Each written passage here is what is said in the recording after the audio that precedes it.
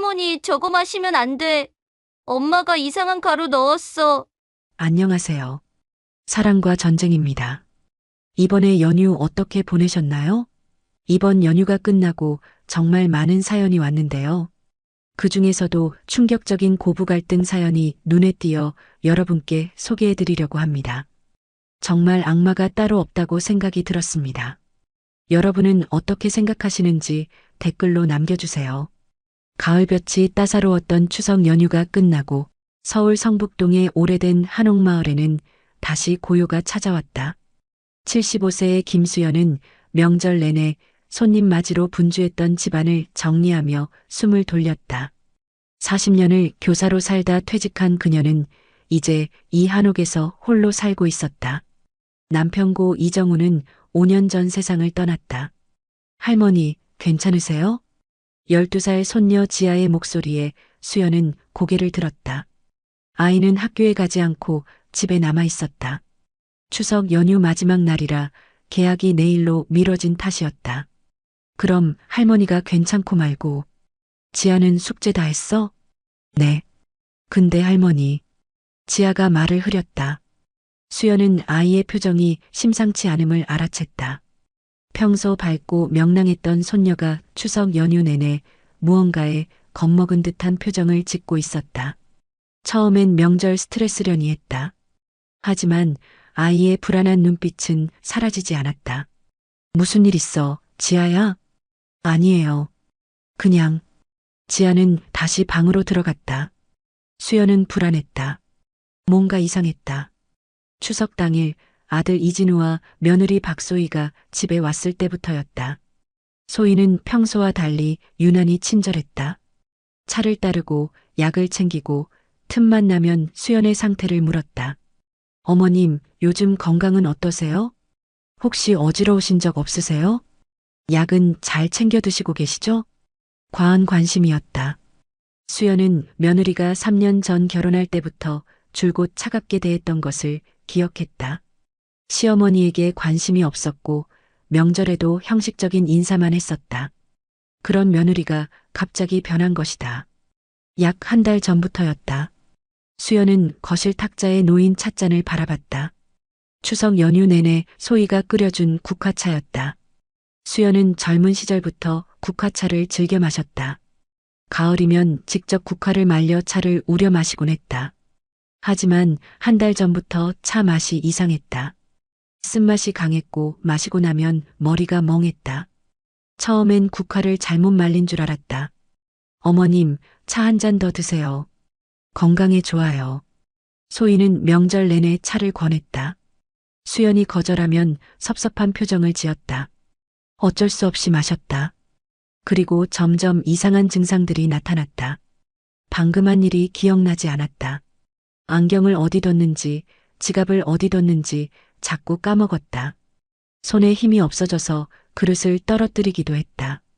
어머님, 또 깜빡하셨네요. 안경 여기 있잖아요. 소희는 그럴 때마다 친절하게 물건을 찾아줬다. 너무 친절했다. 수연은 자신이 치매에 걸린 게 아닐까 두려웠다. 하지만 이상했다. 증상이 갑자기 시작됐고 차를 마실 때마다 더 심해지는 것 같았다. 추석 당일 저녁 수연은 화장실에 가다가 안방에서 들리는 대화를 들었다. 진우와 소희의 목소리였다. 그래서 한남동 재개발 건은 어떻게 됐어? 부동산 중개인이 연락 왔어. 이 일대 전부 매입한대. 보상금이 엄청나. 이 집도? 당연하지. 이 한옥은 더 비싸. 위치도 좋고 보존 상태도 좋잖아. 대충 계산해도 30억은 받을 거야. 수연은 숨이 멎는 것 같았다. 30억? 이 집이 그렇게 비싼 줄 몰랐다. 남편과 평생을 살았던 이 한옥은 그저 추억이 깃든 공간일 뿐이었다. 돈으로 환산할 생각을 해본 적이 없었다. 근데 어머님이 안 파신대잖아. 그래서 지금 준비하는 거 아니야. 조금만 더 기다려. 언제까지? 다음 주면 될 거야. 증상이 점점 심해지고 있어. 후견인 지정받으면 우리가 결정할 수 있어. 수연은 벽에 기댔다. 다리에 힘이 풀렸다. 후견인이라니. 그들이 자신을 무능력자로 만들려는 건가? 30억 때문에. 그날 밤 수연은 잠을 이루지 못했다. 머릿속이 복잡했다. 며느리의 과한 친절, 차의 쓴맛, 계속되는 기억상실, 그리고 아들과 며느리의 대화. 모든 것이 연결되는 것 같았다. 지아야, 정말? 손녀의 눈에 두려움이 가득했다. 아이는 고개를 끄덕이며 할머니의 손을 꽉 잡았다. 추석 전날이었어요. 엄마가 부엌에서 차 끓이는데 작은 약병을 꺼내더니 가루를 털어 넣었어요. 그리고 숟가락으로 저었어요. 수연은 무릎이 꺾이는 것 같았다. 의자에 앉았다. 손이 떨렸다. 그게 언제였어? 저녁 먹고 나서요. 할머니가 설거지 하실 때. 엄마는 제가 보는 줄 몰랐어요. 저 방에서 문틈으로 봤거든요. 그 얘기를 왜 진작 안 했어? 지아의 눈에서 눈물이 흘러내렸다. 무서웠어요. 엄마가 할머니한테 나쁜 짓을 하는 것 같아서요. 근데 말하면 엄마가 저한테 화낼 것 같고 할머니한테 말씀드려야 하나 고민했는데 수연은 손녀를 꼭 안아줬다. 12살 아이가 얼마나 무서웠을까. 엄마가 할머니를 해치는 걸 보고도 말하지 못했던 그 시간이 얼마나 고통스러웠을까. 지아야, 잘했어. 할머니한테 말해줘서 고마워. 할머니, 이제 어떡해요? 수연은 손녀의 눈을 마주봤다. 아이의 눈에는 불안과 두려움이 가득했다. 하지만 수연은 똑똑히 말했다. 할머니가 해결할게. 걱정하지 마. 그날 밤 지아가 잠든 후 수연은 오랜 친구 정미숙에게 전화를 걸었다. 미숙은 40년 지기 동료 교사였다. 함께 정년퇴직을 하고 지금도 한 달에 한 번씩 만나 차를 마시는 사이였다. 미숙아, 나야. 어머, 수연아. 무슨 일이야? 이 밤중에. 급한 일이야. 내일 아침에 만날 수 있어? 미숙은 수연의 목소리가 평소와 다름을 알아챘다. 무슨 일인데? 괜찮아? 전화로는 얘기하기 힘들어. 내일 아침 9시에 우리 단골 카페에서 보자. 알았어. 꼭 가. 다음 날 아침 수연은 일찍 집을 나섰다. 신경과 예약 시간은 오후 2시였다. 그 전에 미숙을 만나야 했다. 성북동 입구 카페에서 미숙이 기다리고 있었다. 둘은 조용한 구석자리에 앉았다. 대체 무슨 일이야? 수연은 한 달간 있었던 일들을 차근차근 설명했다.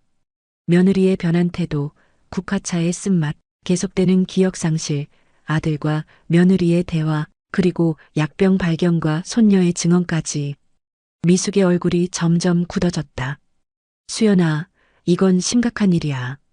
당장 경찰에 신고해야 해. 증거가 부족해. 약병 사진 하나랑 지아 증언뿐이야. 게다가 지아는 아직 어려서 증언이 얼마나 효력이 있을지. 그럼 어떡하려고? 수연은 가방에서 유리병을 꺼냈다. 국화차가 담겨 있었다. 일단 이거 검사받아야 해. 무슨 성분이 들었는지. 좋아. 내가 아는 사람이 있어. 서울대병원 양리학과 교수님. 비공식적으로 검사해 줄 수 있을 거야. 고마워, 미숙아. 그리고 수연아, 오늘 신경과 예약은 어떡할 거야? 수연은 잠시 생각했다. 가야지. 안 가면 의심할 거야. 가되 제대로 검사받을 거야. 내가 정상이라는 걸 증명해야 해. 오후 2시 수연은 신경과에 도착했다. 진우와 소희가 먼저 와 있었다. 어머님 오셨어요? 소희가 밝게 웃으며 말했다. 하지만 수연은 그 미소 뒤에 숨은 의도를 알고 있었다. 그래, 왔다. 진찰실에 들어가자 의사가 물었다. 어떤 증상이 있으신가요? 한 달 전부터 자꾸 깜빡거려요. 방금 한 일도 기억이 안 나고 물건을 어디 뒀는지도 모르겠고요. 의사는 기본적인 인지 검사를 시작했다. 오늘 날짜, 요일, 대통령 이름, 간단한 계산 등. 수연은 모든 질문에 정확하게 대답했다. 의사가 고개를 갸웃했다. 인지 기능은 정상이신데요. 혹시 다른 증상은 없으세요? 머리가 자주 멍하고 손에 힘이 없어요. 그럼 혈액 검사와 MRI 촬영을 해보시죠. 정확한 원인을 찾아야 해요. 진찰이 끝나고 나오자 소희가 물었다. 뭐래요? 검사를 더 해봐야 한대. 그럼 입원하셔야겠네요. 입원까지는 아니래. 외래로 검사 받으면 돼. 소희의 얼굴에 실망이 스쳤다. 수연은 그걸 놓치지 않았다. 혈액 검사를 했다. 결과는 일주일 후에 나온다고 했다. MRI 예약은 3일 후로 잡혔다. 집으로 돌아오는 길 진우가 물었다. 엄마 괜찮으세요? 괜찮아. 별거 아닐 거야. 그래도 나이가 있으시니까 조심하셔야죠. 수연은 아들을 봤다. 언제부터 이렇게 됐을까? 어릴 적 그렇게 다정했던 아들이 이제는 자신의 재산만 노리는 사람이 됐다. 집에 도착하자 소희가 또 차를 끓여왔다. 어머님 피곤하시죠? 차 드세요. 고맙다. 그런데 오늘은 그냥 물 마실래. 왜요? 국화차 좋아하시잖아요. 오늘은 속이 좀 안 좋아서. 소희의 얼굴이 굳었다. 하지만 이내 웃으며 말했다. 그럼 내일 드세요. 제가 또 끓여드릴게요. 진우와 소희가 집을 떠난 후 수연은 미숙에게 전화를 걸었다. 미숙아, 차 샘플 검사 부탁한 거 어떻게 됐어? 교수님이 내일 확인해 주신대. 결과 나오면 바로 연락할게. 고마워. 이틀이 지났다. 미숙에게서 전화가 왔다. 수연아, 결과 나왔어. 뭐래? 로라제팜 성분이 검출됐어. 일반적인 치료 용량의 3배가 넘는 농도래. 이 정도면 의도적으로 탄 거야. 수연은 숨이 막혔다. 역시 그랬구나. 교수님이 그러는데 이 농도를 한 달 이상 복용하면 치매와 비슷한 증상이 나타난대. 기억력 장애, 인지 기능 저하, 운동 기능 장애까지. 내가 겪었던 증상들이 다 그것 때문이었구나. 수연아, 이제 경찰에 신고해야 해. 이건 명백한 범죄야. 알아. 근데 좀 더 확실한 증거가 필요해. 저들이 왜 이러는지, 어떤 계획을 갖고 있는지 다 밝혀야 해. 어떻게? 녹음을 해야 해. 저들이 하는 말을 다 녹음해서 증거를 확보하는 거야. 미숙은 다음날 작은 녹음기 2개를 가져왔다. 펜처럼 생긴 초소형 녹음기였다. 이거 배터리가 48시간 가. 계속 녹음되니까 나중에 필요한 부분만 추출하면 돼. 수연은 녹음기를 받아들었다. 하나는 거실 소파 밑에, 다른 하나는 안방 서랍 속에 숨겼다. 진우와 소희가 집에 왔을 때 대화를 녹음하기 위해서였다. 며칠 후 진우와 소희가 저녁을 먹으러 왔다. 수연은 평소처럼 대했다. 지아도 조용히 밥을 먹었다. 식사 후 소희가 또 차를 끓여왔다. 어머님, 오늘은 꼭 드세요. 건강에 정말 좋아요. 수연은 찻잔을 받았다. 한 모금 마시는 척하고 입에만 머금었다. 화장실에 간다며 자리에서 일어나 뱉어냈다. 저녁 9시 진우와 소희가 돌아갔다. 수연은 기다렸다가 녹음기를 회수했다. 그리고 파일을 들어봤다. 처음에는 별다른 내용이 없었다. 일상적인 대화들이었다. 하지만 식사 후 대화가 달랐다. 증상이 더 심해지고 있어? 진우의 목소리였다. 아니, 이상해. 지난주부터 차를 잘 안 마시려고 해. 뭔가 눈치챈 것 같아. 설마, 어머니가 뭘 아시겠어.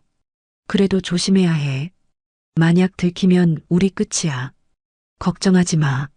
다음 주면 후견인 신청 들어가. 변호사가 그러는데 어머니 상태로 봐서 인용될 거래. 정말? 응. 그럼 우리가 법적으로 어머니 재산 관리할 수 있어. 그때 집 팔면 돼. 30억? 그래. 30억이면 내 빚 다 갚고도 남아. 새로 사업도 시작할 수 있고. 근데 어머니는 어떻게 할 거야? 요양원 보내면 되지. 내가 알아본 데가 있어. 경기도 외곽에. 거기 보내면 우리 편하잖아. 수연은 녹음을 멈췄다. 손이 떨렸다. 평생을 키운 아들이었다.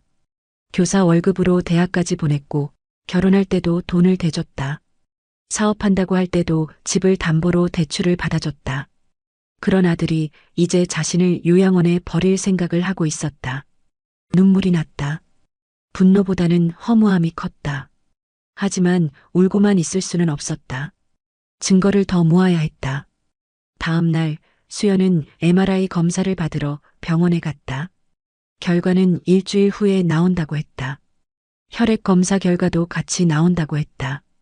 일주일이 지났다. 병원에서 연락이 왔다. 결과가 나왔다는 것이었다. 수연은 혼자 병원에 갔다. 진우와 소희에게는 알리지 않았다. MRI 결과는 정상입니다. 뇌에 아무 이상이 없으세요. 혈액 검사는요? 의사가 서류를 보며 말했다. 이상한 점이 있습니다. 벤조디아제핀 계열 약물 성분이 검출됐어요. 로라제팜이라는 항불안제인데 어르신이 복용하신 적 있으세요? 아니요. 전혀 없어요. 그럼 이상하네요. 이 성분이 상당히 높은 농도로 검출됐거든요. 혹시 다른 약을 드시면서 모르게 들어간 걸 수도 있고 아니면 누군가 일부러 먹인 걸 수도 있겠네요? 의사가 수연을 쳐다봤다. 그건 무슨 말씀이신지. 선생님, 이 검사 결과서 사본 좀 주실 수 있나요? 여러 장이요. 네, 가능합니다. 수연은 검사 결과서를 5부 출력해서 받았다. 그리고 병원을 나와 곧장 경찰서로 향했다. 성북경찰서 민원실에 들어섰다. 젊은 경찰관이 맞았다. 어떻게 오셨습니까? 신고하러 왔습니다. 무슨 사건인가요? 살인 미수입니다. 경찰관의 표정이 변했다. 수연을 상담실로 안내했다. 형사가 나왔다. 어르신, 무슨 일이신지 차근차근 말씀해 주세요. 수연은 한 달간 있었던 일들을 설명했다. 며느리가 차에 약을 탄 것, 손녀의 증언, 녹음 파일, 병원 검사 결과까지 모든 것을 제출했다. 형사는 심각한 표정으로 자료들을 검토했다. 이거 심각한 사건입니다. 즉시 수사에 착수하겠습니다. 저는 어떻게 하면 되나요? 일단 집에서 평소처럼 지내세요. 절대 눈치채지 못하게 하시고요. 저희가 증거를 더 확보해야 합니다. 어떤 증거요? 현장을 잡아야 합니다. 며느리분이 차에 약을 타는 장면을요. 어떻게요? CCTV를 설치하겠습니다. 초소형 카메라로요. 설치는 저희가 할게요. 이틀 후 형사 2명이 수연의 집에 왔다. 진우와 소희가 없는 시간이었다. 부엌 선반 위 거실 시계 속 안방 옷장 위에 초소형 카메라를 설치했다. 이제 모든 게 녹화됩니다. 며느리분이 뭘 하는지 다 찍힐 거예요. 고맙습니다. 그리고 어르신, 이거 가지고 계세요. 형사가 작은 기계를 건넸다. 비상벨 같은 거였다. 위험하다 싶으면 이 버튼 누르세요. 그럼 저희한테 신호가 가고 즉시 출동합니다. 수연은 비상벨을 받아 가방 깊숙이 넣었고 이제 준비는 끝났다. 기다리는 일만 남았다. 며칠이 지났다. 진우와 소희는 일주일에 2~3번 집에 들렀다. 소희는 여전히 차를 끓여왔다. 수연은 마시는 척하고 몰래 버렸다. 하지만 카메라에는 소희가 약을 타는 장면이 잡히지 않았다. 왜 안 타는 거지? 형사에게 전화를 걸어 물었다. 어르신이 차를 잘 안 드시니까 경계하는 것 같습니다. 조금만 더 기다려 보시죠. 일주일이 더 지났다. 어느 날 저녁 소희가 전화를 걸어왔다. 어머님, 내일 저녁에 갈게요. 제가 특별히 보양식 만들어 갈게요. 그래, 고맙다. 다음 날 저녁 6시 소희가 큰 냄비를 들고 왔다. 삼계탕이었다. 어머님, 이거 먹으면 기력 회복되실 거예요. 고맙구나. 식사를 마친 후 소희가 또 차를 끓였다. 어머님, 오늘은 꼭 드세요. 삼계탕이랑 같이 드시면 정말 좋아요. 수연은 찻잔을 받았다. 한 모금 마시는 척했다. 소희가 만족스러운 표정을 지었다. 더 드세요. 응, 천천히 마실게. 소희가 부엌으로 가서 설거지를 시작했다. 수연은 재빨리 차를 화분에 버렸다. 바로 그때 지아가 방에서 나왔다. 할머니. 아이의 목소리가 다급했다. 수연이 돌아보니 지아가 손가락으로 부엌을 가리키고 있었다. 수연은 고개를 돌렸다. 소희가 부엌에서 냉장고를 열고 있었다. 국화차 주전자를 꺼냈다. 그리고 주위를 살피더니 가방에서 작은 약병을 꺼냈다. 뚜껑을 열었다. 알약을 꺼내 손바닥에 올려놓고 숟가락으로 눌러 부쉈다. 그리고 주전자에 털어넣었다. 수연은 숨을 죽였다. 저게 카메라에 찍히고 있겠지. 소희는 주전자를 흔들어 가루를 녹이고는 다시 냉장고에 넣었다. 그리고 아무 일 없었다는 듯 설거지를 계속했다. 30분 후 소희가 집을 나갔다. 어머님, 내일 또 올게요. 푹 쉬세요. 문이 닫히자마자 수연은 형사에게 전화를 걸었다. 잡혔습니다. 방금 약 타는 장면이요. 확인하겠습니다. 잠시만요. 형사는 원격으로 CCTV 영상을 확인했다. 네, 선명하게 찍혔습니다. 이제 체포영장 청구하겠습니다. 언제쯤 되나요? 내일 오전에 영장 나올 겁니다. 내일 오후에 체포하겠습니다. 수연은 전화를 끊고 소파에 주저앉았다. 드디어 끝이 보였다. 다음 날 오전 형사에게서 연락이 왔다. 영장 발부됐습니다. 오후 3시에 댁으로 가겠습니다. 알겠습니다. 오후 2시 소희에게서 전화가 왔다. 어머님, 지금 갈게요. 30분 후에 도착할 거예요. 그래, 올래? 수연은 형사에게 문자를 보냈다. 며느리가 2시 30분에 온답니다. 알겠습니다. 저희도 그 시간에 도착하겠습니다. 2시 30분 초인종이 울렸다. 수연이 문을 열자 소희가 환하게 웃으며 들어왔다. 어머님, 오늘 기분 어떠세요? 괜찮아. 차 한 잔 드릴게요. 소희가 부엌으로 가서 냉장고를 열었다. 국화차 주전자를 꺼냈다. 어제 약을 탄 그 차였다. 찻잔에 따랐다. 어머님 드세요. 바로 그때 초인종이 다시 울렸다. 누구지? 소희가 인터폰을 확인했다. 화면에는 정장을 입은 남자들이 보였다. 경찰입니다. 문 열어주세요. 소희의 얼굴이 하얗게 질렸다. 현관문이 열리자 형사 4명이 들어왔다. 배지를 보이며 말했다. 박소혜 씨 살인 미수 혐의로 긴급 체포합니다. 뭐라고요? 무슨 소리예요? 소희가 뒤로 물러섰다. 손에 든 찻잔이 바닥에 떨어져 깨졌다. 저는 아무것도 안 했어요. 이게 무슨 일이에요? 형사가 영장을 보여줬다. 박소혜 씨 시어머니인 김수연 씨에게 한 개월 이상 로라제팜을 몰래 투여한 혐의입니다. 묵비권을 행사할 수 있습니다. 아니에요. 저는 어머님을 사랑해요. 제가 왜 그런 짓을 해요? 증거가 있습니다. 형사가 태블릿을 꺼내 영상을 재생했다. 어젯밤 부엌에서 소희가 약을 타는 장면이었다. 선명했다. 약병을 꺼내는 모습, 알약을 부수는 모습, 주전자에 털어넣는 모습이 모두 찍혀 있었다. 소희는 그 자리에 주저앉았다. 저는 그리고 녹음 파일도 있습니다.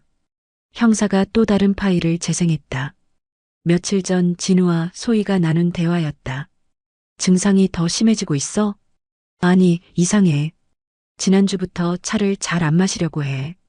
다음 주면 후견인 신청 들어가. 그럼 집 팔면 돼. 30억? 요양원 보내면 되지. 소희의 얼굴에서 혈색이 사라졌다. 어머님. 소희가 수연을 쳐다봤다. 수연은 차갑게 며느리를 내려다봤다. 나를 죽이려 했잖아. 아니에요. 죽이려던 게 아니에요. 그럼 뭔데? 한 달 넘게 매일 독을 먹이고 날 치매 환자로 만들어서 요양원에 쳐넣으려 한 게 뭔데? 저희가 돈이 너무 필요했어요. 소희가 울먹이며 말했다. 진우 씨 사업 실패하고 빚이 10억이에요. 사채까지 손댔어요. 이자만 한 달에 1,000만 원이에요. 저희 살려고 그런 거예요. 니네 살려고 날 죽여? 수연의 목소리가 얼음장처럼 차가웠다. 내가 평생 모은 돈으로 너희 결혼시켜주고 집도 마련해주고 진우 사업할 때도 도와줬어. 그런데 그게 부족해서 이제 내 목숨까지 노린 거야? 어머님 정말 죄송해요. 수연 씨, 이분도 체포해야 합니다. 형사가 현관 쪽을 가리켰다. 진우가 서 있었다. 언제 온 건지 상황을 다 지켜본 듯 했다. 아들 이진우 씨도 공범으로 영장이 나왔습니다. 엄마, 진우가 떨리는 목소리로 말했다. 엄마, 나 정말 미안해. 내가 잘못했어. 수연은 아들을 똑바로 봤다. 40년을 키운 아들이었다. 아장아장 걷던 모습, 초등학교 입학식 날. 손을 잡고 가던 기억, 대학 합격하고 기뻐하던 얼굴. 모든 게 스쳐 지나갔다. 하지만 이제 그 아들은 없었다. 눈앞에 있는 건 어머니를 독살하려 한 범죄자일 뿐이었다. 넌 내 아들이 아니야. 수연의 목소리는 단호했다. 엄마, 엄마라고 부르지 마. 넌 이미 엄마를 죽였어. 한 달 전에 진우가 무릎을 꿇었다. 엄마, 제발 한 번만 용서해줘. 내가 미쳤었어. 정말 미쳤었어. 용서? 수연이 비웃었다. 용서받을 자격이 있다고 생각해? 매일 밤 내가 독든 차 마시는 걸 보면서, 내가 점점 이상해지는 걸 보면서, 요양원 보낼 계획 세우면서 단 한 번이라도 양심의 가책을 느꼈어? 대답해. 단 한 번이라도. 이러면 안 되는데라고 생각한 적 있어? 진우는 대답하지 못했다. 고개만 숙이고 있었다. 없었겠지. 30억이 눈에 보였으니까. 수연은 형사들을 봤다. 데려가세요. 다신 보고 싶지 않아요. 형사들이 진우와 소희에게 수갑을 채웠다. 두 사람은 계속 울먹이며 용서를 빌었지만 수연은 돌아서 버렸다. 할머니, 방에서 지아가 나왔다. 아이의 얼굴에는 눈물이 가득했다. 엄마가, 아빠가. 수연은 손녀를 꼭 안아줬다. 괜찮아, 지아야. 할머니가 있잖아. 경찰차가 떠나고 집안은 다시 조용해졌다. 수연은 소파에 앉아 한참을 멍하니 있었다. 40년 세월이 한순간에 무너져 내린 기분이었다. 할머니, 이제 어떻게 돼요? 지아가 조심스럽게 물었다. 엄마랑 아빠는 감옥에 가는 거예요? 그래. 그럼 나는요? 수연은 손녀의 손을 꼭 잡았다. 너는 할머니랑 살아야지. 할머니가 지아 키울 거야. 정말요? 그럼 우리 둘이 잘 살자. 지아가 할머니 품에 안겼다. 아이의 어깨가 들썩거렸다. 12살 아이가 감당하기엔 너무 큰 일이었다. 일주일 후 검찰 조사가 시작됐다. 수연은 검찰청에 출석해 진술했다. 피해자께서는 피의자들에 대한 처벌 의견이 있으십니까? 검사가 물었다. 엄벌에 처해주세요. 이건 단순한 범죄가 아닙니다. 천륜을 저버린 행위입니다. 피의자들이 반성하고 있다고 하던데요.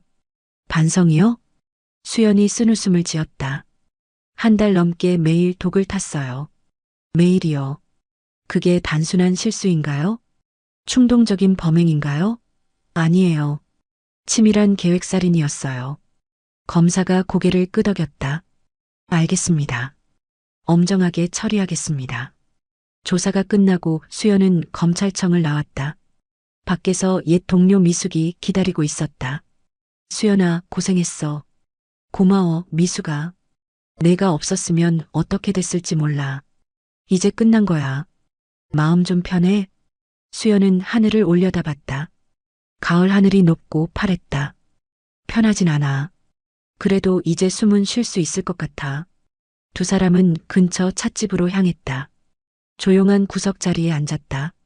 지아는 어때? 힘들어하지. 당연하지. 부모가 그런 짓을 했는데. 학교는? 다니고 있어. 친구들한테는 부모님이 해외 출장 가셨다고 했어. 나중에 알게 되겠지만 지금은 그게 나을 것 같아서. 지아 양육권은? 내가 신청했어. 변호사가 그러는데 문제 없을 거래. 부모가 범죄자니까. 미숙은 수연의 손을 잡았다. 수연아, 이제 너무 자책하지 마. 내 잘못이 아니야. 알아. 근데 자꾸 생각하게 돼. 내가 뭘 잘못했나? 진우를 어떻게 키웠길래 저렇게 됐나? 내가 잘못한 게 아니야. 사람은 각자의 선택으로 사는 거야. 진우가 잘못된 선택을 한 거지. 수연은 차를 한 모금 마셨다. 국화차였다. 예전에는 좋아했던 차였지만 이제는 맛이 다르게 느껴졌다. 이제 이 차는 못 마실 것 같아. 그럼 다른 차 마셔. 녹차나 홍차도 좋잖아. 두 사람은 한참을 이야기를 나눴다. 옛날 이야기, 교사 시절 이야기, 제자들 이야기. 일상적인 대화였지만 수연에게는 위로가 됐다. 집으로 돌아오니 지아가 숙제를 하고 있었다. 할머니, 다녀오셨어요? 응. 저녁 뭐 먹을까? 할머니, 제가 라면 끓여드릴게요.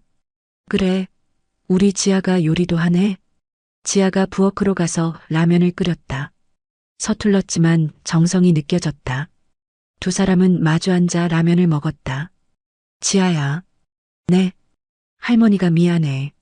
왜요? 내가 이런 일을 겪게 해서, 부모님이 그런 일을 하는 걸 보게 해서. 지아는 고개를 저었다. 할머니 잘못 아니에요. 그리고 아이가 잠시 멈췄다가 말을 이었다. 저는 할머니 편이에요. 할머니가 옳은 일을 한 거예요. 수연의 눈가에 눈물이 맺혔다. 고마워, 지아야. 할머니, 우리 이제 둘이서 잘 살아요. 제가 할머니 도와드릴게요. 12살 아이의 말이었지만 진심이 느껴졌다. 수연은 손녀를 꼭 안아줬다. 한 달이 흘렀다. 재판 날짜가 잡혔다. 첫 공판이었다. 수연은 법정에 출석했다. 방청석에 앉아 피고석을 바라봤다. 진우와 소희가 수감복을 입고 들어왔다. 한 달 사이에 많이 야위었다. 진우가 수연을 보더니 고개를 떨어뜨렸다. 재판이 시작됐다. 검사가 공소사실을 낭독했다. 피고인 박소희는 2024년 9월 초순경부터 10월 중순경까지 약 45일간 시어머니인 피해자 김수연에게 로라제팜 EM기를 하루 3회 이상 총 135회에 걸쳐 음료에 몰래 투여했습니다. 이는 피해자를 치매 환자로 만들어 성년후견인 제도를 이용 피해자 소유의 부동산을 처분하여 금전을 취득할 목적이었습니다. 피고인 이진우는 이를 알면서도 방조하였으며 함께 범행을 계획했습니다. 변호인이 반박했다. 피고인들은 깊이 반성하고 있습니다. 일시적인 경제적 어려움으로 잘못된 선택을 했을 뿐 실제로 피해자를 해칠 의도는 없었습니다. 또한 실제 피해가 발생하기 전에 적발되었고 피해자께서도 현재 건강을 회복하셨습니다. 판사가 수연을 쳐다봤다. 피해자분, 피고인들에 대해 하실 말씀 있으십니까? 수연은 천천히 일어섰다. 진우와 눈이 마주쳤다. 아들은 고개를 숙였다. 재판장님. 수연의 목소리는 떨렸지만 분명했다.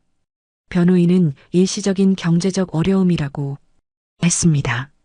하지만 저는 다르게 봅니다. 피고인들은 45일간 매일 계획적으로 저에게 독극물을 투여했습니다. 이건 충동적인 범행이 아닙니다. 치밀한 계획살인입니다. 저는 매일 그 차를 마시며 제가 이상해지는 걸 느꼈습니다. 기억이 사라지고 손에 힘이 없어지고 멍해지는 걸 느꼈습니다. 그게 얼마나 무서운지 아십니까? 수연의 목소리가 높아졌다. 제 아들과 며느리를 믿었습니다. 그들이 저를 사랑한다고 믿었습니다. 하지만 그들은 매일 저에게 독을 먹이면서 요양원 보낼 날짜를 계산하고 있었습니다. 변호인은 실제 피해가 없었다고 했습니다. 하지만 저는 이미 피해를 입었습니다. 40년 모자관계가 파괴됐습니다. 가족에 대한 신뢰가 무너졌습니다. 이게 피해가 아니고 뭡니까? 방청석이 조용했다. 진우는 얼굴을 두 손으로 감싸고 울고 있었다. 재판장님, 엄벌을 부탁드립니다. 이런 범죄를 가볍게 처벌하면 또 다른 피해자가 생깁니다. 부모를 돌봐야 할 자식들이 오히려 부모를 해치는 세상이 되어서는 안 됩니다. 수연은 자리에 앉았다. 손이 떨렸다.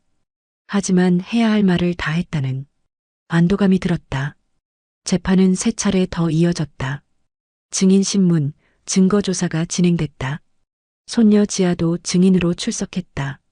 아이는 떨리는 목소리로 엄마가 차에 약을 타는 걸 봤다고 증언했다. 2달 후 선고 공판이 열렸다. 선고 공판 날 법정은 방청객들로 가득 찼다. 언론에서도 관심을 가진 사건이었다. 며느리의 시어머니 독살 미수 사건으로 보도되며 사회적 공분을 샀다. 수연은 방청석 맨 앞에 앉았다. 옆에는 친구 미숙이 함께했다. 지아는 학교가 있어서 오지 못했다. 피고인들은 일어서십시오. 판사의 목소리에 진우와 소희가 자리에서 일어섰다. 두 사람 모두 수척해진 얼굴이었다. 판결을 선고하겠습니다. 판사가 판결문을 읽기 시작했다. 피고인 박소희는 시어머니인 피해자에게 45일간 135회에 걸쳐 향정신성 의약품을 몰래 투여했습니다. 이는 명백한 살인 미수에 해당합니다. 피고인은 피해자의 판단 능력을 저하시켜 재산을 취득하려 했으며 이는 계획적이고 지능적인 범행입니다. 다만 실제 피해가 발생하기 전에 적발되었고 피고인이 반성하고 있는 점을 참작하여 수연은 숨을 죽이고 들었다. 피고인 박소희에게 징역 8년을 선고합니다. 소희가 그 자리에 주저앉았다. 흐느끼는 소리가 들렸다. 피고인 이진우는 아내의 범행을 알면서도 방조했으며 함께 범행을 계획했습니다. 특히 피해자가 자신의 어머니임에도 불구하고 경제적 이익을 위해 어머니를 해하려 한 점은 매우 중대한 범죄입니다. 피고인 이진우에게 징역 7년을 선고합니다. 진우는 고개를 떨구었다. 어깨가 떨리고 있었다. 또한 두 피고인에게 40시간의 약물 중독 재활 교육 이수를 명합니다. 망치 소리가 울렸다. 재판이 끝났다. 진우가 방청석의 수연을 돌아봤다. 눈이 마주쳤다. 진우의 눈에는 눈물이 가득했다. 엄마, 입모양으로만 말하는 것 같았다. 하지만 수연은 고개를 돌렸다. 더 이상 볼 것도 들을 것도 없었다. 법정을 나오자 기자들이 몰려들었다. 피해자분, 소감 한 말씀 부탁드립니다. 판결에 만족하십니까? 아들에게 하고 싶은 말이 있으십니까? 수연은 잠시 멈춰섰다.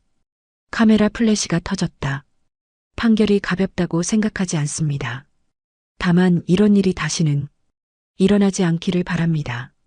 아들에게는 수연은 잠시 말을 멈췄다. 더 이상 할 말이 없습니다. 이제 각자의 길을 가야 합니다. 그렇게 말하고 수연은 법원을 빠져나왔다. 미숙이 수연의 팔을 잡아줬다. 힘들지? 응. 근데 끝났어. 이제 정말 끝이야. 두 사람은 법원 앞 공원 벤치에 앉았다. 늦가을 바람이 차가웠다. 낙엽이 떨어지고 있었다. 수연아, 이제 어떻게 할 거야? 원래대로 살아야지. 지아랑 둘이. 한옥은? 당연히 안 팔아. 거기서 계속 살 거야. 남편이랑 평생 산 집인데. 좋은 결정이야. 수연은 하늘을 올려다봤다. 구름이 흘러가고 있었다. 여보, 당신 말이 맞았어. 사람은 돈보다 중요한 게 많다고 했잖아. 수연은 하늘을 향해 중얼거렸다. 남편이 생전에 자주 했던 말이었다. 이제 그 말을 정말로 이해하게 됐어. 미숙이 수연의 어깨를 토닥였다. 수연아, 너 정말 강하다. 강한 게 아니야. 그냥 살아야 하니까. 지아 때문에라도. 지아 양육권은 어떻게 됐어? 법원에서 나한테 주기로 했어. 당연하지. 부모가 저 모양인데. 지아는 잘 지내? 겉으로는 괜찮은 척 하는데 밤에 가끔 악몽 꾸는 것 같아. 엄마 아빠 이름 부르면서 울 때도 있고. 상담 받게 해줘야겠다. 응, 다음 주부터 아동심리 상담 시작해. 전문가 선생님 소개받았어. 두 사람은 한참을 말없이 앉아 있었다. 공원에는 산책 나온 사람들이 오갔다. 평범한 일상이었다. 수연에게도 이제 그런 일상이 돌아올 것이었다. 배고프다. 밥 먹으러 갈까? 미숙이 먼저 일어섰다. 응, 가자. 두 사람은 근처 식당으로 향했다. 된장찌개와 제육볶음을 시켰다. 수연은 오랜만에 밥맛을 느꼈다. 잘 먹네. 그러게. 한 달 동안 입맛이 없었는데 이제 좀 편해졌나 보네. 응. 무거운 짐을 내려놓은 기분이야. 식사를 마치고 집으로 돌아왔다. 지아가 학교에서 돌아와 있었다. 할머니, 아이가 달려와 안겼다. 재판 어떻게 됐어요? 엄마는 8년, 아빠는 7년 받았어. 지아의 얼굴이 굳었다. 그럼, 오래 못 봐요? 그렇지. 최소 5년은 봐야 나올 거야. 지아는 아무 말도 하지 않았다. 복잡한 표정이었다. 부모가 잘못한 건 알지만 그래도 부모였다. 지아야. 수연이 손녀를 안치고 마주봤다. 엄마 아빠 보고 싶으면 면회 갈 수 있어. 정말요? 그럼 네가 원하면 할머니가 데려다 줄게. 할머니는 안 가세요? 할머니는 안 가. 하지만 지아는 다르잖아. 엄마 아빠니까. 지아가 고개를 끄덕였다. 생각해 볼게요. 천천히 생각해. 급할 거 없어. 저녁을 먹고 나서 수연은 서재로 갔다. 오래된 앨범들이 꽂혀 있었다. 하나를 꺼내 펼쳤다. 진우의 어린 시절 사진들이었다. 돌잔치 사진, 유치원 졸업식 사진, 초등학교 입학식 사진. 환하게 웃고 있는 아이의 모습이 있었다. 이 아이가 어떻게 저렇게 됐을까? 수연은 사진을 쓰다듬었다. 눈물이 났다. 하지만 이번엔 억울함이나 분노의 눈물이 아니었다. 그저 안타까운 마음이었다. 여보, 내가 뭘 잘못한 걸까? 수연은 남편의 사진을 꺼냈다. 환하게 웃고 있는 남편의 모습이었다. 너무 잘해준 게 잘못이었을까? 아니면 너무 엄하지 못한 게 잘못이었을까? 대답은 없었다. 수연은 앨범을 닫았다. 과거를 돌아봐야 의미가 없었다. 이제는 앞으로 나아가야 했다. 일주일 후 수연은 오래된 한옥을 정리하기 시작했다. 안방에 있던 진우와 소희의 짐들을 정리했다. 옷가지, 책, 소품들을 상자에 담았다. 나중에 교도소로 보낼 것들이었다. 서랍을 정리하다가 편지 한 통을 발견했다. 진우가 쓴 것 같았다. 봉투에는 엄마에게라고 적혀 있었다. 수연은 잠시 망설이다가 편지를 펼쳤다. 엄마, 이 편지를 쓰는 지금 나는 수감되어 있습니다. 매일매일이 지옥 같습니다. 엄마를 뵐 수 없다는 게, 지아를 만날 수 없다는 게 가장 괴롭습니다. 엄마, 정말 죄송합니다. 변명의 여지가 없습니다. 제가 한 짓은 용서받을 수 없는 일입니다. 하지만 엄마께 꼭 말씀드리고 싶은 게 있습니다. 저는 엄마를 사랑했습니다. 지금도 사랑합니다. 다만 그 순간 제가 미쳤었습니다. 10억이라는 빚에 짓눌려서 사채업자들의 협박에 시달리면서 정신이 나갔었습니다. 그게 변명이 될 수는 없습니다. 하지만 엄마, 이것만은 믿어주세요. 제가 엄마를 정말로 해치고 싶었던 건 아닙니다. 다만 일시적으로 정신을 잃게 만들고 그 사이에 집을 팔아서 빚을 갚으려고 했을 뿐입니다. 물론 그것도 나쁜 짓입니다. 제가 잘못했습니다. 엄마, 저를 용서해달라는 게 아닙니다. 다만 지아만은 잘 부탁드립니다. 지아에게는 죄가 없습니다. 제발 지아만은 잘 키워주세요. 그리고 엄마 건강하세요. 오래오래 사세요. 제가 나중에 출소하면 그때 다시 한번 무릎 꿇고 사죄하겠습니다. 사랑합니다, 엄마. 진우 울림. 수연은 편지를 읽고 또 읽었다. 눈물이 흘러내렸다. 아들의 진심이 느껴졌다. 하지만 그렇다고 해서 용서할 수는 없었다. 진심이든 아니든 한 짓은 한 거야. 수연은 편지를 접어서 서랍에 넣었다. 언젠가 지아가 커서 보여줄 수도 있을 것 같았다. 한 달이 더 지났다. 추석이 끝난 지 석 달째였다. 이제 겨울이 다가오고 있었다. 수연은 일상으로 돌아갔다. 매일 아침 일찍 일어나 지아의 아침을 차렸다. 학교에 보내고 낮에는 집안일을 하거나 친구들을 만났다. 저녁에는 지아와 함께 저녁을 먹고 TV를 보거나 책을 읽었다. 평범한 일상이었다. 하지만 그 평범함이 소중했다. 어느 토요일 오후 지아가 조심스럽게 물었다. 할머니, 저 엄마 아빠 면회 가고 싶어요. 수연은 지아를 봤다. 정말? 네. 한 번만이라도 보고 싶어요. 알았어. 그럼 다음 주에 가자. 일주일 후 수연과 지아는 여주교도소로 향했다. 소희가 수감된 곳이었다. 먼저 엄마를 만나기로 했다. 면회실에 들어서자 소희가 앉아 있었다. 수감복을 입은 모습이었다. 많이 야위었고 머리카락도 짧게 잘려 있었다. 지아야. 소희가 눈물을 흘리며 말했다. 엄마. 지아도 울먹였다. 유리병 너머로 두 사람은 서로를 바라봤다. 지아야, 엄마 미안해. 정말 미안해. 괜찮아요, 엄마. 괜찮을 리가 없지. 엄마가 너무 큰 잘못을 저질렀어. 할머니한테도, 너한테도. 소희가 수연을 봤다. 어머님. 수연은 아무 말도 하지 않았다. 그저 차갑게 바라볼 뿐이었다. 어머님, 정말 죄송합니다. 매일 반성하고 있습니다. 제가 정말 미쳤었어요. 어머님, 지아만은 잘 부탁드립니다. 제발. 수연은 고개를 끄덕였다. 지아는 내가 잘 키울 거야. 걱정하지 마. 감사합니다, 어머님. 면회 시간이 끝났다. 지아와 소희는 손을 흔들며 작별했다. 다음은 진우였다. 안양교도소로 이동했다. 진우는 소희보다 더 야위었다. 얼굴에는 수염이 자라 있었다. 엄마.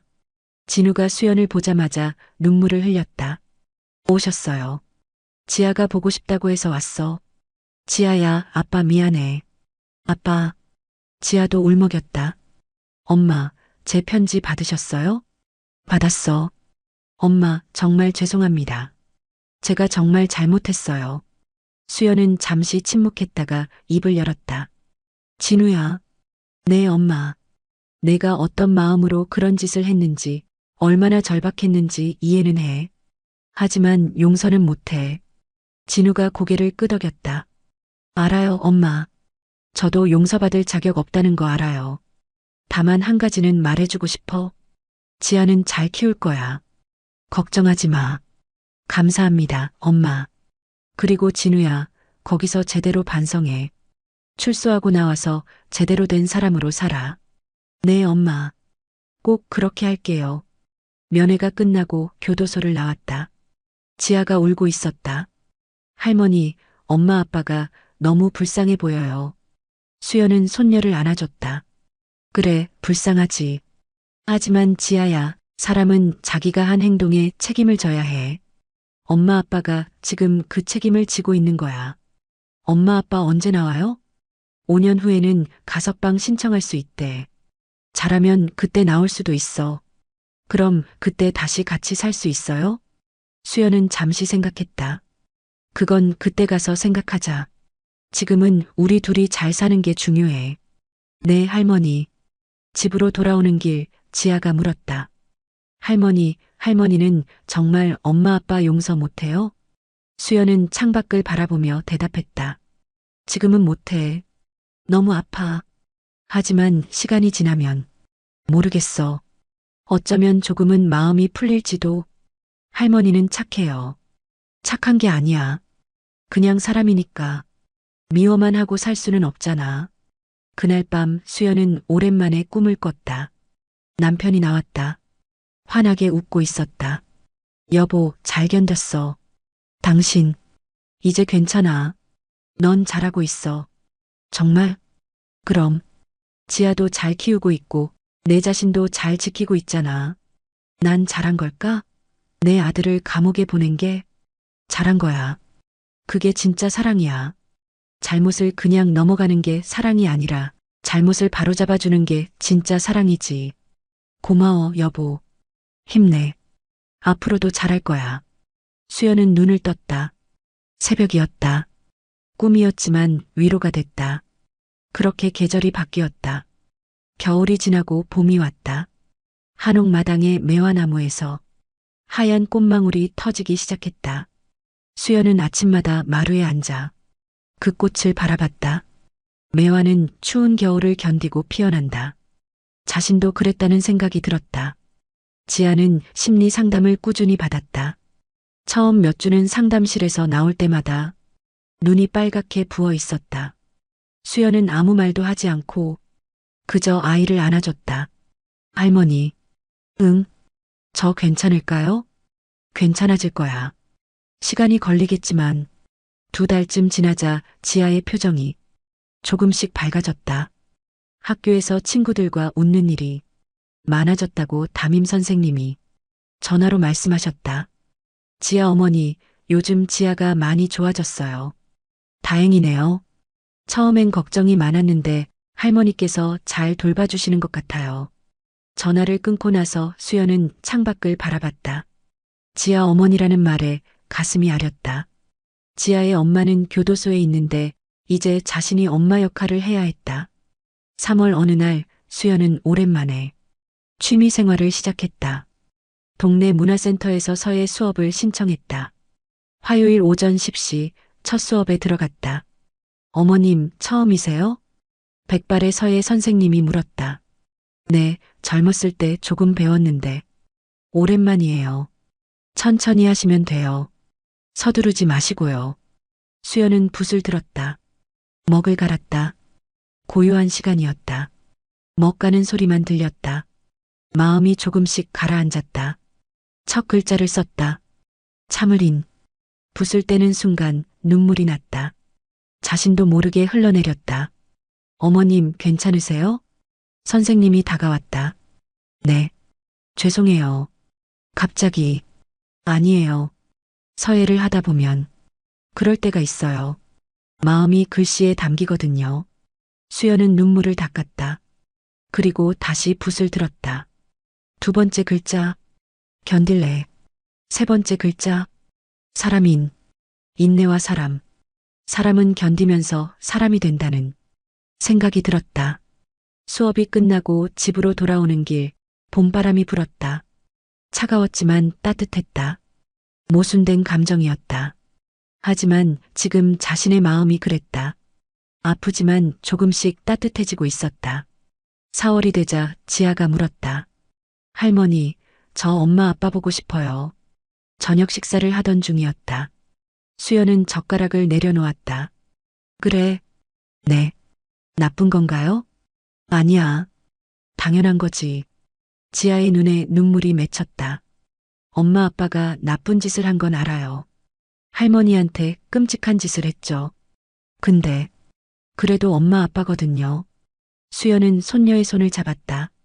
알아, 지아야. 할머니가 알아. 할머니는 화 안 나세요? 제가 엄마 아빠 보고 싶다고 하는 거 안 나. 지아는 잘못한 게 없어.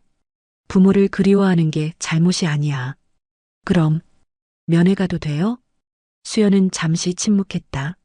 솔직히 말하면 교도소에 가고 싶지 않았다. 진우와 소희를 보고 싶지 않았다. 하지만 지아는 달랐다. 가자.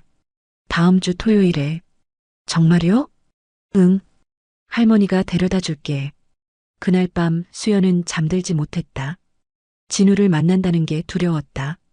40년을 키운 아들이었다. 아직도 그 아이가 하던 짓이 믿기지 않았다. 매일 자신에게 독을 탔다는 게 어떤 마음으로 그랬을까? 수연은 천장을 바라봤다. 한 번이라도 손이 떨리지 않았을까? 양심의 가책을 느끼지 않았을까? 하지만 45일간 매일 그랬다는 건 아마도 느끼지 못했다는 뜻일 것이다. 그 생각을 하니 가슴이 아팠다. 토요일이 됐다. 수연과 지아는 안양교도소로 향했다. 버스를 2번 갈아타야 했다. 1시간 반이 걸렸다. 교도소 앞에 도착했을 때 수연의 다리가 떨렸다. 할머니, 손 잡아드릴까요? 지아가 할머니의 손을 꼭 잡았다. 작고 따뜻한 손이었다. 고마워, 지아야. 면회 신청을 하고 기다렸다. 30분쯤 지나자 이름이 불렸다. 이진우 면회 오신 분. 면회실로 들어갔다. 유리 너머로 진우가 앉아 있었다. 수연은 그 순간 숨이 멎는 것 같았다. 아들이었다. 분명 아들이었다. 하지만 달라 보였다. 수감복을 입은 모습, 짧게 깎은 머리, 야윈 얼굴. 진우도 수연을 봤다. 그리고 고개를 떨어뜨렸다. 엄마. 목소리가 갈라졌다. 지아가 먼저 말했다. 아빠. 지아야. 많이 컸네. 얼마만이야? 5달이요. 그래, 5달. 진우는 눈물을 닦았다. 수연은 아무 말도 하지 못했다. 그저 아들을 바라볼 뿐이었다. 한참 침묵이 흘렀다. 진우가 먼저 입을 열었다. 엄마, 편지 받았어요. 답장해 주셔서 고마웠어요. 엄마, 제가 매일, 진우의 목소리가 떨렸다. 매일 후회하고 있어요. 아침에 눈 뜰 때마다, 밤에 잠들 때마다 제가 한 일이 생각나요. 수연은 여전히 말이 없었다. 엄마한테 어떻게 그런 짓을 할 수 있었는지 저도 이해가 안 가요. 제가 미쳤었어요. 정말로 미쳤다고 다야? 수연이 처음으로 입을 열었다. 목소리는 차가웠다. 45일간 매일 독을 탔잖아. 그게 미친 사람이 할 짓이야? 그건 계획이야. 치밀한 계획. 엄마, 난 내가 진짜 미쳤으면 좋겠어. 정말로 정신이 나가서 한 거면 그럼 이해라도 할 수 있어. 근데 넌 정상이었어. 멀쩡한 정신으로 엄마를 죽이려고 한 거야. 진우는 대답하지 못했다. 할머니. 지아가 할머니의 팔을 잡았다. 아이도 울고 있었다. 수연은 숨을 깊이 들이마셨다. 진정하려고 애썼다. 진우야. 네, 엄마. 지아는 내가 잘 키울 거야. 걱정하지 마. 감사합니다, 엄마. 그리고 거기서 제대로 살아. 반성하고 공부하고 사람답게 살아. 네, 엄마. 꼭 그렇게 할게요. 출소하고 나와서 그때 다시 이야기하자. 면회 시간이 끝났다. 일어서는데 진우가 말했다. 엄마 사랑해요. 수연은 돌아보지 않았다. 그냥 걸어 나왔다. 밖에 나오자 다리에 힘이 풀렸다. 벤치에 주저앉았다. 할머니. 지아가 놀라서 할머니를 붙잡았다. 괜찮아. 잠깐 앉아있자. 한참을 앉아 있었다. 봄 햇살이 따뜻했지만 수연은 온몸이 차가웠다. 사랑한다고 했네. 그 말을 들으니 더 아팠다. 사랑하면서 어떻게 그런 짓을 할 수 있을까? 집으로 돌아오는 길, 버스 안에서 지아가 물었다. 할머니, 우리 다음에 또 가요? 지아가 원하면. 할머니는 안 가고 싶으세요? 수연은 창밖을 바라봤다. 솔직히 말하면 안 가고 싶어. 너무 힘들어. 그럼 제가 혼자 갈게요. 혼자? 네. 할머니는 안 가셔도 돼요. 저만 가면 되죠. 수연은 손녀를 봤다. 13살밖에 안 된 아이가 이렇게 의젓할 수 있나 싶었다. 생각해보자. 조금 더. 네, 할머니. 그날 밤 수연은 오랜만에 남편 꿈을 꿨다. 남편은 마당에 서서 매화꽃을 보고 있었다. 여보. 수연이 다가갔다. 꽃이 예쁘네. 남편이 웃으며 말했다. 당신, 나 어떻게 해야 해?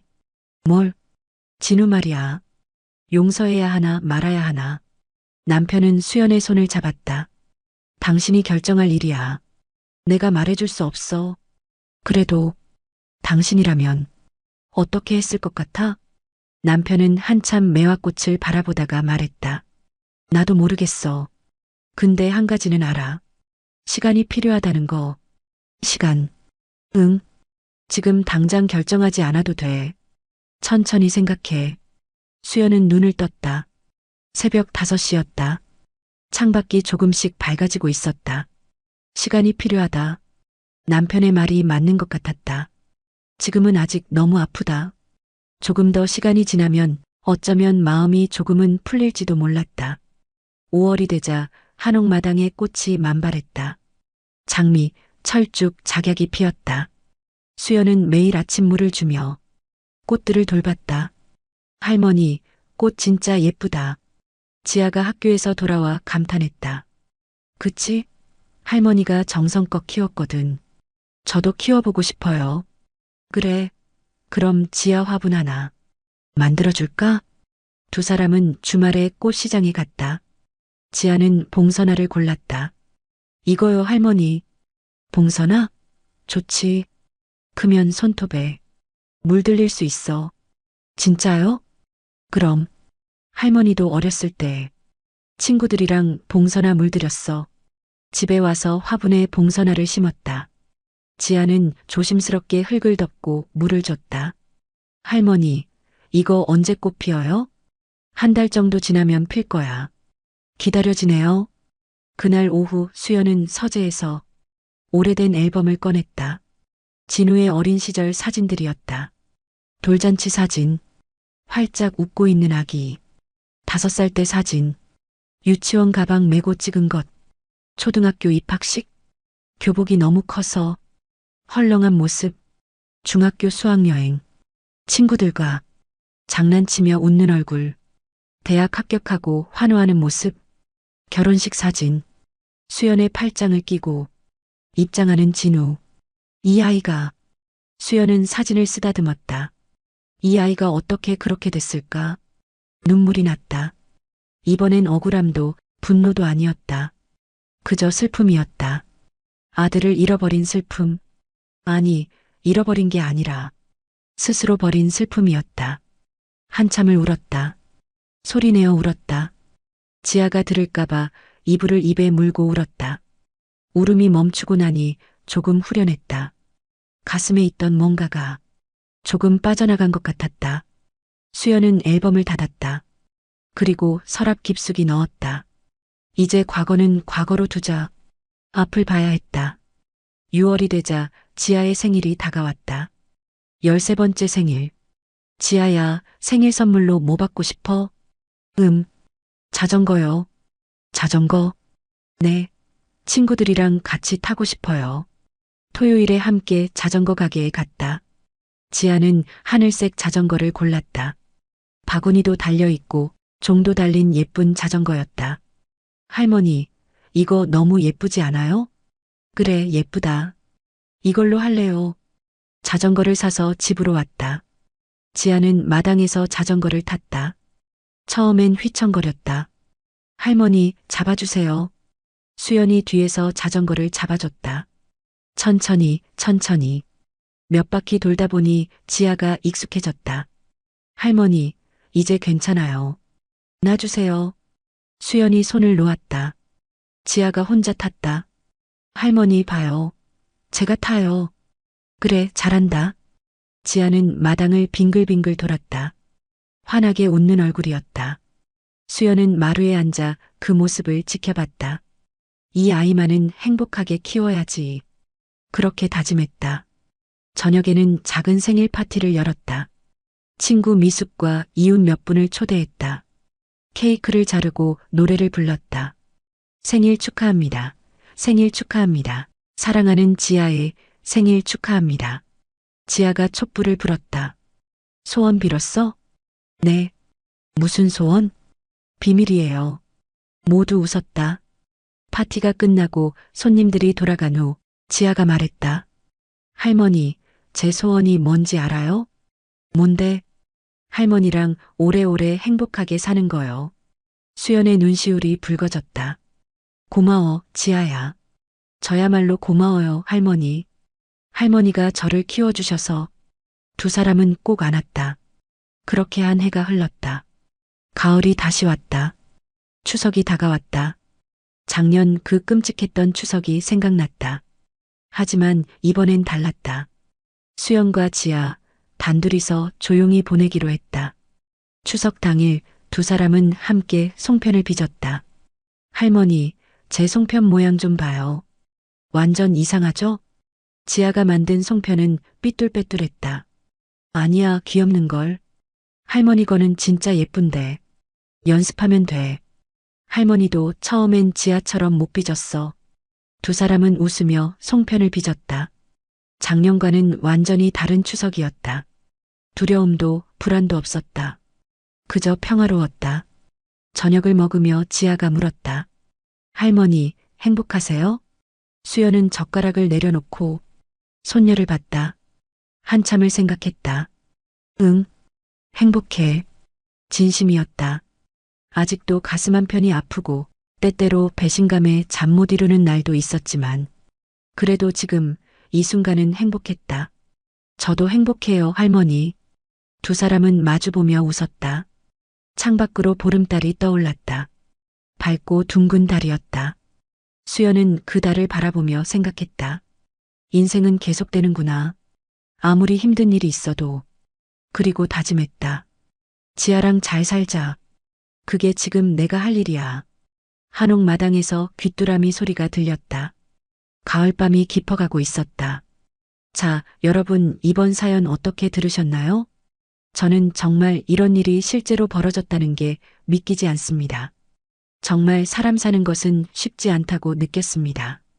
사연자님이 볼 수 있게 응원과 따뜻한 위로를 댓글로 남겨주세요. 사랑과 전쟁이었습니다.